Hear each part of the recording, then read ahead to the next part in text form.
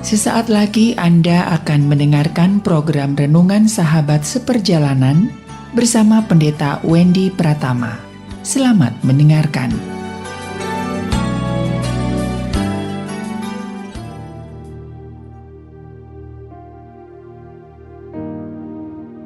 Selamat berjumpa kembali dalam layanan audio Sahabat Seperjalanan. Hari ini adalah hari Rabu 14 Desember 2022. Tema renungan saat teduh kita dengan judul Pembalasan Haknya Tuhan. Firman Tuhan terambil dalam Yesaya 61 ayat yang ke-7 sampai dengan ke-9. Sebagai ganti bahwa kamu mendapat malu 2 kali lipat, dan sebagai ganti noda dan ludah yang menjadi bagianmu, kamu akan mendapat warisan 2 kali lipat di negerimu, dan sukacita abadi akan menjadi kepunyaanmu. Sebab aku Tuhan mencintai hukum dan membenci perampasan dan kecurangan. Aku akan memberi upahmu dengan tepat dan akan mengikat perjanjian abadi. Perjanjian abadi dengan kamu. Keturunanmu akan terkenal di antara bangsa-bangsa dan anak cucumu di tengah-tengah suku-suku bangsa, sehingga semua orang melihat mereka dan mengakui bahwa mereka adalah keturunan yang diberkati. Mari kita berdoa.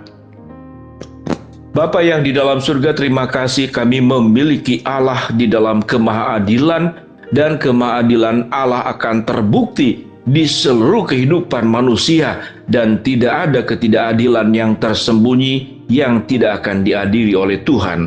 Dalam nama Tuhan Yesus kami berdoa, amin. Shalom sahabat seperjalanan yang dikasihi Tuhan. Di dalam ayat yang kita baca tadi pada ayat yang ke-7 dalam Yesaya 61, sebagaimana ganti kamu mendapat malu 2 kali lipat, dan sebagai ganti noda dan ludah yang menjadi bagianmu. Sahabat seperjalanan, ayat ini sungguh sangat luar biasa. Rasa malu dikaitkan dengan ludah yang memberikan noda kepada kita. Sahabat seperjalanan, ada orang-orang tertentu yang memang mengalami secara real, secara fisik, yaitu diludahi oleh orang-orang tertentu sebagai bentuk penghinaan, sebagai bentuk merendahkan, sebagai bentuk kita itu tidak berharga di matanya dan sedemikian hina di mata dia. Pengalaman mendapatkan malu karena diludahi, karena diberikan sesuatu yang sangat tidak layak, yang bagi kalangan dan iman tertentu ludah itu sesuatu yang najis. Namun bagi kita sebagai orang percaya, ludah adalah memiliki banyak unsur bakteri dan kuman. Namun tatkala tindakan meludahi itu dilakukan oleh orang tertentu kepada kita, semoga bukan sebaliknya, kita pernah meludahi orang lain karena kita merendahkan pihak lain. Maka Alkitab mengatakan dengan sangat jelas bagian daripada firman Tuhan yang kita baca tadi dalam Yesaya 61 ayat 7 dan ke-9. Tidak pernah ada sebuah ketidakadilan yang lepas daripada pengamatan Tuhan. Maka Tuhan akan mengadili kita. Ada 2 bentuk keadilan yang Tuhan lakukan.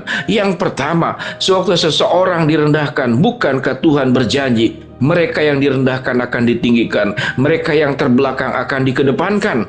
Termasuk pada bagian kitab Yesaya yang sudah kita baca tadi. Kalau engkau pernah dirampas hak-hakmu, engkau pernah dipermalukan, baik secara fisik ada harta benda yang hilang, baik secara psikis kita dipermalukan, diperlakukan tidak adil. Apa yang firman Tuhan katakan?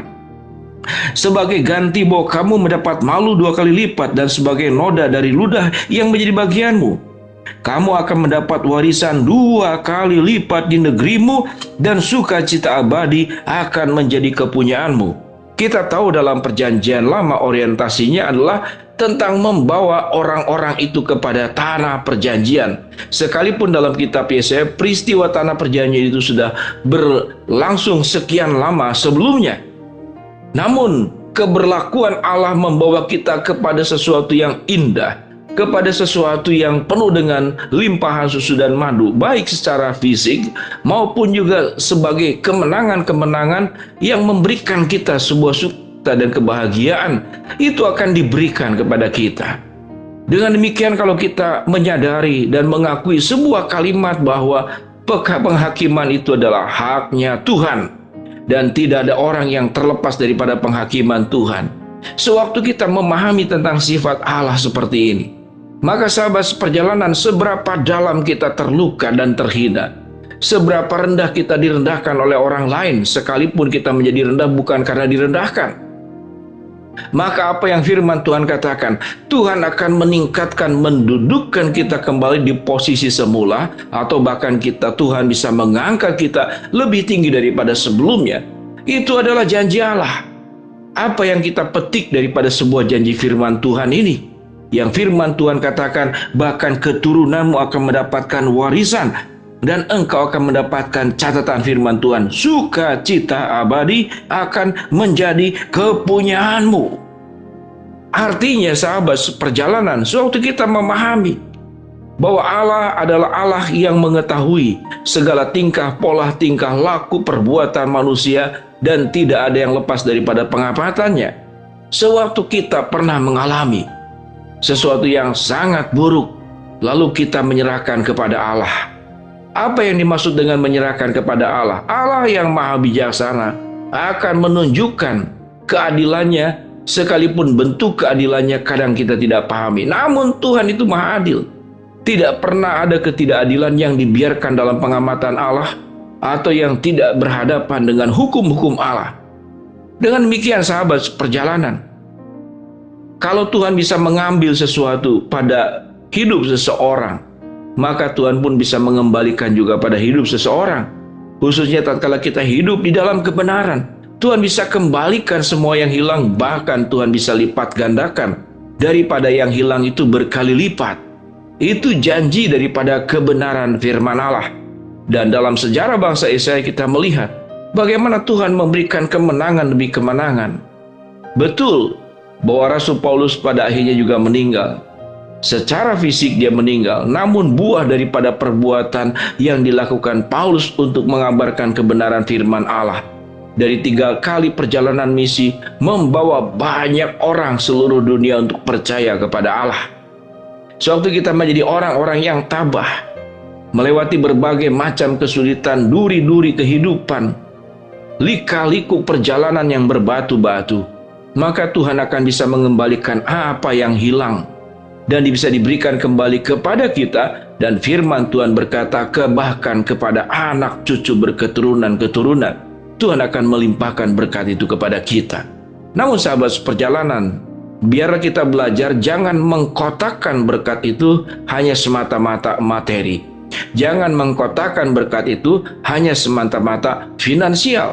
Tapi berkat itu tatkala kita bisa mengampuni dan menyerahkan segala ketidakadilan kepada Tuhan, lalu kita mengalami damai sejahtera, kita mengalami kemerdekaan hati dari emosi-emosi negatif, maka itu berkat yang diwariskan, yang diberikan Allah kepada kita. Sewaktu kita menghidupinya, maka itu menjadi teladan yang kita berikan juga kepada anak dan cucu kita. Sahabat seperjalanan yang dikasihi Tuhan, biarlah kita boleh belajar daripada kebenaran firman Allah ini. Sewaktu kita melihat pada ayat ke-8 dan ke-9, sebab aku Tuhan mencintai hukum dan membenci perampasan dan kecurangan. Aku akan memberi upahmu dengan tepat dan akan mengikat perjanjian abadi dengan engkau. Ada 2 tindakan yang membuat kita dipermalukan, yaitu merampas dan kemudian dilakukan kecurangan terhadap kita. Bagian ayat sebelumnya kita mendapat malu dan noda dari ludah yang dikeluarkan orang lain kepada kita.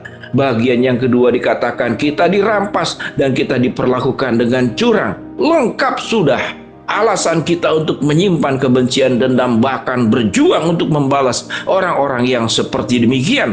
Namun apa yang firman Tuhan katakan, Tuhan akan gantikan semuanya itu.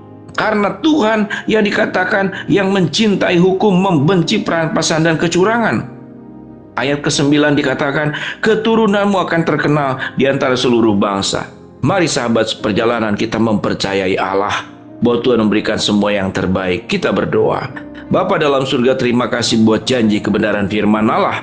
Pembalasan itu adalah haknya Tuhan. Hamba mau berdoa buat sahabat seperjalanan yang sakit, Tuhan jamah sembuhkan. Sahabat seperjalanan yang sedang menghadapi masalah, Tuhan bukakan jalan. sahabat seperjalanan yang sedang berdoa mengharapkan sesuatu, Tuhan kabulkan dengan cara dan waktunya Tuhan. Dalam nama Tuhan Yesus kami berdoa. Amin.